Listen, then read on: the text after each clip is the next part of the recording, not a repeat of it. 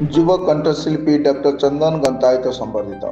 ଗଜପତି ଜିଲ୍ଲା ପାଳଖମ୍ବୀ କରଣସାହି ସ୍ଥିତ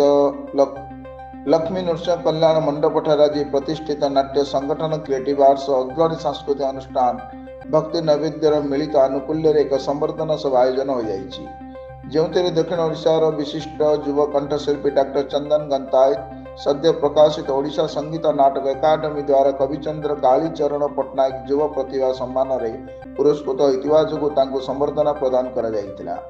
ସଭାରେ ଅନୁଷ୍ଠାନର ସଭାପତି ନୃସିଂହ ଚରଣ ପଟ୍ଟନାୟକଙ୍କ ସଭାପତିତ୍ୱରେ ଜିଲ୍ଲା ସଂସ୍କୃତି ଅଧିକାରୀ ଅର୍ଚ୍ଚନା ମଙ୍ଗରାଜ, ବିଶିଷ୍ଟ ସଙ୍ଗୀତ ନିର୍ଦ୍ଦେଶକ ଗୁରୁ ରଘୁନାଥ ପାତ୍ର, ଜିଲ୍ଲା ସଂସ୍କୃତି ପରିଷଦ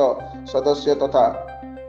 ଯୁବ ନାଟ୍ୟ କଳାକାର ଆଦର୍ଶ ଦାସ ଓ ସମ୍ବର୍ଦ୍ଧିତ ପ୍ରତିଭା ଡକ୍ଟର ଚନ୍ଦନ ଗନ୍ତାୟତ ମଞ୍ଚାସୀନ ଥିଲେ। ଅତିଥିମାନେ ଡକ୍ଟର ଗନ୍ତାୟତ ଶିଶୁ ଅବସ୍ଥାରୁ ବର୍ତ୍ତମାନ ସୁଦ୍ଧା ସରକାରୀ ଡାକ୍ତରୀ ପଦରେ